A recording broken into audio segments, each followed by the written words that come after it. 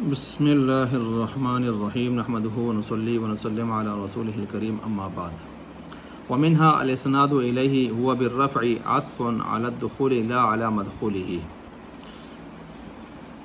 اسم کے خواص چل رہے تھے اور یہاں سے چوتھا خاصہ اس کا بیان ہو رہا ہے کہ اسم مسند الیہ بھی ہوتا ہے، مسند الیہ بھی ہوتا ہے، مسند خاصہ نہیں ہے کیونکہ مسند تو فعل بھی ہو سکتا ہے، تو اس وجہ سے مسند الیہ ہم نے کہہ دیا۔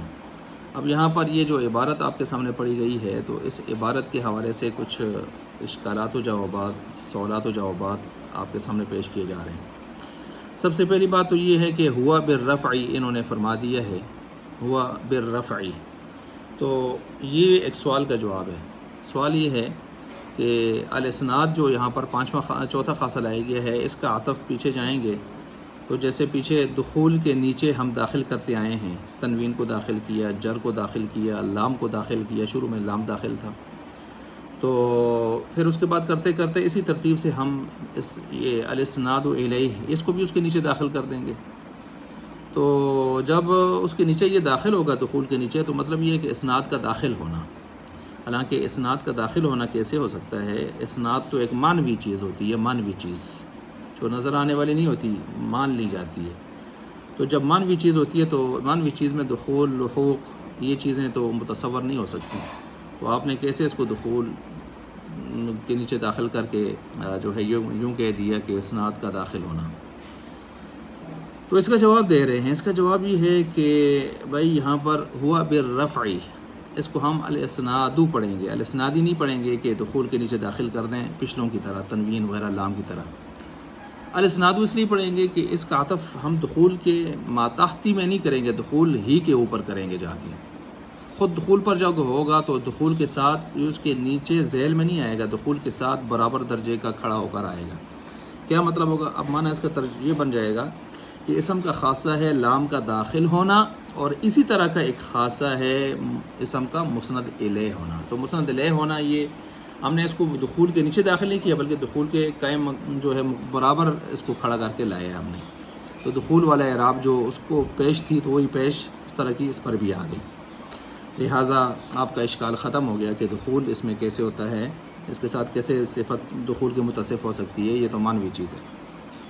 پھر ایک سوال پیدا ہوا کہ الاسناد الیہ سے مراد مسند الیہ ہونا ہے، اور مسند الیہ تو ایک ذات ہوتی ہے نا، ذات، اور جب کہ اسم کے جتنے خواص ہیں یہ سارے کے سارے ان پر غور کریں تو یہ اوصاف کے قبیل سے ہیں، اوصاف کے قبیل سے، ہونا، ہونے، داخل ہونا، تو مسند الیہ یہ تو ذات ہے، تو آپ نے اوصاف کے اندر ذات کو کیسے داخل کر کے لے آئے؟ تو لہٰذا اسم کے خواص میں اس کو شمار کرنا درست نہیں ہوگا، کیونکہ یہ ذات ہے اور اس کے سارے خواص کیا ہیں؟ اوصاف ہیں۔ جواب یہ ہے کہ ہماری مراد یہاں پر کون الشیء مسندن الیہ، یہ مراد ہے، یعنی کسی چیز کا مسند الیہ ہونا مراد ہے۔ تو ہونا خود کیا ہے؟ مصدری معنی ہے اور وہ وصف ہے، اوصاف میں سے ہو جائے گا۔ تو خود مسند الیہ اسم کا خاصہ نہیں ہے، یہ تو ہم نے نہیں کہا کہ مسند الیہ جو ہے وہ اسم کا خاصہ ہے، جس پر آپ اعتراض کریں کہ وہ ذات ہے تو کیسے اوصاف میں داخل ہوگی۔ ہم کہتے ہیں کون الشیء مسندن الیہ، شے کا مسند الیہ ہونا نا نے آپ کو پتہ ہے مصدری معنی ہے اور وصف ہے، لہٰذا وہ ذات والا اعتراض اس پر نہیں آئے گا۔ اس سوال کو آپ اعتراض کو ایک اور تعبیر میں بھی لا سکتے ہیں۔ ایک اور تعبیر اس کی یوں ہو سکتی ہے کہ آپ نے کہا ہے الاسناد الیہ، تو اسناد ایک نسبت ہے، نسبت ایک معنوی چیز ہے، پیچھے جس سے بھی گزرا ہے، اور یہ جس کے طرفین جو مسند اسناد کے ہوتے ہیں وہ مسند اور مسند الیہ دو طرفین ہوتے ہیں، ایک طرف مسند ہوتا ہے، ایک طرف مسند الیہ ہوتا ہے، تو ان کے درمیان میں ایک معنوی چیز ہوتی ہے جس کو ہم اسناد کہتے ہیں۔ تو یہ نسبت اپنے طرفین میں سے کس اعتبار سے خاصہ بن رہی ہے؟ ہم آپ سے یہ پوچھتے ہیں، مسند کے اعتبار سے بن رہی ہے یا مسند الیہ کے اعتبار سے بن رہی ہے؟ اگر آپ کہیں جی مسند ہونے کے اعتبار سے بن رہی ہے تو پھر ہم اس کو مانیں گے نہیں، اس لیے کہ مسند تو فعل بھی ہو سکتے ہیں، تو اسم کا خاصہ کیسے ہوا؟ ٹھیک ہے، قام زید، قام فعل مسند ہے۔ اور اگر آپ کہیں کہ اس درمیانی جو اسناد ہے معنوی چیز، اس سے مراد مسند الیہ ہونا ہے، یعنی اسم کا خاصہ مسند الیہ ہونا ہے، تو پھر بھی ہماری طرف سے ایک اشکال آئے گا. اشکال یہ ہے وَإِذَا قِيلَ لَهُمْ آمِنُوا كَمَا آمَنَ النَّاسُ. اور جب کہا جاتا ہے ان منافقوں کو کیا کہا جاتا ہے؟ آمینو، ایمان لاؤ. آمینو یہ فعل امر ہے نا، اور اس ترکیب میں اگر آپ غور کریں تو اس ترکیب میں یہ نائب فاعل بن رہا ہے قیلہ کا، اور قیلہ کا نائب فاعل آپ کو پتہ ہے فاعل ہو، نائب فاعل ہو، مبتدا ہو، یہ سارے کیا بنتے ہیں؟ مسند الیہ بنتے ہیں. تو آمینو فعل امر ہو کر بھی یہاں پر مسند الیہ بن رہا ہے ترکیب میں. تو آپ کہتے ہیں مسند الیہ ہونا یہ خاصہ ہے کس کا؟ اسم کا. تو اس کا جواب دے رہے ہیں کہ بھائی ای الاسناد سے مراد جو ہے الاسناد سے وہ مسند الیہ ہونا ہے، اور اس لیے کہ لفظ اسناد کا جو استعمال ہے وہ 3 طریقوں سے ہو سکتا ہے. نمبر 1 با کے ساتھ کر لیں آپ الاسناد بہ، تو ظاہر بات ہے اس سے مسند مراد ہوگا، مسند. اور الاسناد الیہ، الیہ کے ساتھ استعمال کریں تو اس سے مسند الیہ مراد ہوتا ہے. ہم نے یہاں پر جو لفظ لایا الاسناد الیہ لایا ہے، تو اس سے آپ سمجھ جائیں کہ ہماری مراد مسند الیہ ہے. اچھا، اور مطلق لائیں بغیر با کے، بغیر الیہ کے، تو اس صورت میں پھر مسند مسند الیہ دونوں کی گنجائش موجود ہوتی ہے. صرف الاسناد کہہ دیں، نہ بھی کہیں نہ الیہ کہیں، تو پھر دونوں کی گنجائش ہوتی ہے، کیونکہ مصدر ہے، مصدر کو جس طرف لے کے جائیں. اب یہاں پر چونکہ الیہ کے ساتھ لایا ہے تو اسے مسند الیہ ہی مراد ہوگا. باقی یہ جو آپ نے اعتراض اٹھایا کہ بھائی مسند الیہ تو فعل بھی ہوتا ہے، وَإِذَا قِيلَ لَهُمْ آمِنُوا كَمَا آمَنَ النَّاسُ، تو اس کا جواب یہ ہے کہ آمینو یہاں فعل جو مسند الیہ بن رہا ہے وہ لفظ کی تعویل میں مؤول ہو کے بن رہا ہے. کیا مطلب؟ وہ جب کہا جاتا ہے ان سے کیا کہا جاتا ہے؟ آمینو، ایمان لے آؤ. تو یہ وَإِذَا قِيلَ لَهُمْ یہ پورا مل کر قور ہے ترکیب میں، اور آمینو یہ مقولہ ہے، اور مقولہ لفظ کی تعویل میں ہوتا ہے.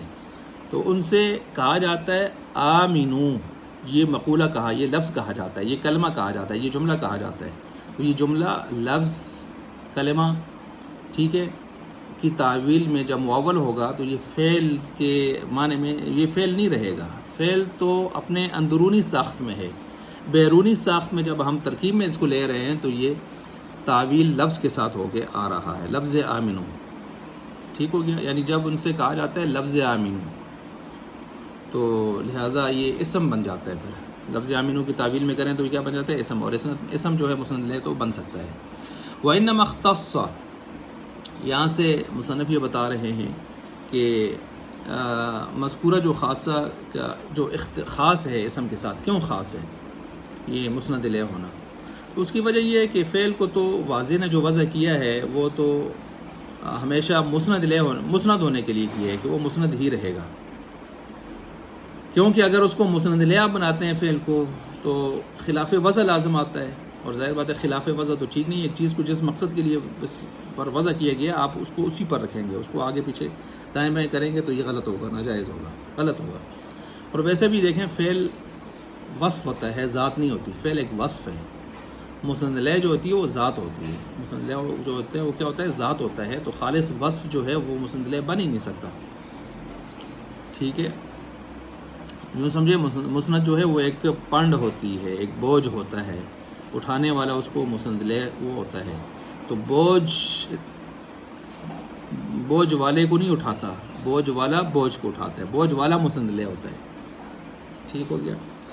باقی حرف بیچارہ تو سب کو پتہ ہے دنیا میں وہ ایک کیل اور میجک اور ایلفی اور میخ کیل کی حیثیت رکھتا ہے. اس سے زیادہ اس کو کوئی حیثیت نہیں ہے. ادھورا سا معنی دیتا ہے اور جملوں کو جوڑتا ہے. پیچھے آپ نے تفصیل سے پڑھا، وہ نہ مسند بنتا ہے نہ مسند الیہ بنتا ہے، بس پوزیشن میں ہی نہیں ہوتا. تو اپنا ہمارا پورا نہ سمجھا نہ سکے وہ بیچارہ کیا مسند بنے گا، کیا مسند الیہ بنے گا. اب دیکھیں اسم، تو اسم اپنے دونوں بھائیوں کے اوپر، فعل پر بھی حرف پر بھی اس کو فقیت حاصل ہے کہ یہ اسم مسند بھی بن سکتا ہے، مسند الیہ بھی بن سکتا ہے. جب مسند الیہ بن سکتا ہے تو مسند تو نچلے والے درجے کی چیز ہوتی ہے، وہ تو آرام سے بن سکتے ہیں. مسند الیہ کیوں بن سکتا ہے؟ اس میں ذات ہوتی ہے، کبھی خالص ذات ہوتی ہے زیدن، کبھی ذات مع الوصف بھی ہو سکتا ہے. ٹھیک ہے جی، تو وہ بھی بن سکتا ہے. تو کچھ بھی ہو لیکن یہ ہے کہ اس میں ذات کا عنصر پایا جاتا ہے، اور ذات ہونی ضروری ہے مسند الیہ کے وجود کے لیے، اس لیے یہ ہوگا. اچھا، اب یہاں پر اگر آپ اس کو دیکھیں کہ یہ جو ہم نے پیچھے بھی سبق پڑھا کہ ومنہا دخول التنوین، کہ ومنها دخول التنوین باقسامہ الا تنوین الترنم، اور ایک خاصہ یہ بیان ہوا تھا پچھلا تیسرا کہ اسم کا کہ تنوین بھی ہے اور اپنی تمام اقسام سمیت ہے، یعنی چاروں اقسام، الا تنوین الترنم، تنوین ترنم نہیں ہے، پانچویں وہ اسم فعل حرف تینوں کے ساتھ لگ سکتی ہے۔ ویسا یجیء فی آخر الکتاب، آخر کتاب میں تنوین پر باقاعدہ بحث آئے گی انشاءاللہ تعالیٰ اگر اللہ تعالیٰ نے چاہا۔ تعریف اس کی جو ہے وہ بیان ہو، اس کی تعریف اور اس کا بیان اقسام علی وجہ اس طور پر کہ یظہر جہۃ اختصاص ما عدا تنوین و ترنم بھی، کہ جس سے ظاہر ہو جاتا ہے جہت اختصاص سوائے تنوین ترنم کے۔ تنوین ترنم تو خاص نہیں ہے اسم کے ساتھ، تینوں میں پائی جاتی ہے، باقی کا اختصاص اس کے ساتھ ثابت ہو جاتا ہے۔ وہ جہت و عدم اختصاص تنوین ترنم، اور تنوین ترنم کا خاص نہ ہونا اسم کے ساتھ بلکہ وہ تینوں میں پائے جانا، وہ بھی ایک بالکل واضح چیز ہے، ہم نے اس کو واضح کر دیا ہے۔ وزن شعری میں کسی چیز کو بھی برابر کیا جا سکتا ہے، اسم فعل حرف میں سے کسی کو بھی اس کی ضرورت پیش آ سکتی ہے۔ ومنها الاسناد الیہ، اور اسی میں سے ایک چوتھا خاصہ اسناد کرنا اس کی طرف، وبالرفع عطف علی الدخول، سیدھے دخول پر اس کو ہم عطف کریں گے اور معطوف ٹھہرائیں گے، لا علی مدخولی، اس کے مدخول لام کے اوپر نہیں کریں گے کہ آپ اعتراض کریں۔ لأن المتبادر من الذہن، اس وجہ سے کہ من الدخول، اس وجہ سے کہ جو متبادر من الدخول ہوتا ہے والذکر فی الاول، تو ظاہر بات ہے وہ ذکر فی الاول میں، یعنی جو تعریف کے اندر جو متبادر ہے وہ پہلا دخول ہی آ رہا ہے، یعنی ظاہر بات ہے یہ معنوی چیز ہے، اس کو آپ دخول کے نیچے تو داخل نہیں کر سکتے، دخول پر ہی داخل کریں گے، تو یہ ایک ذہن کے اندر بالکل ایک متبادر چیز جو ہے آ جاتی ہے۔ اس میں یعنی زیادہ گہرائیوں میں یا اس میں اترنے کی ضرورت نہیں ہوتی، بلکہ سامنے ہی نظر آ جاتا ہے بالکل واضح طور پر پہلی فرصت میں کہ یہ دخول کے نیچے داخل نہیں ہو سکتا، کیونکہ دخول والا معنی اس کے اندر پایا نہیں جا سکتا، ایک معنوی چیز ہے یعنی اسناد۔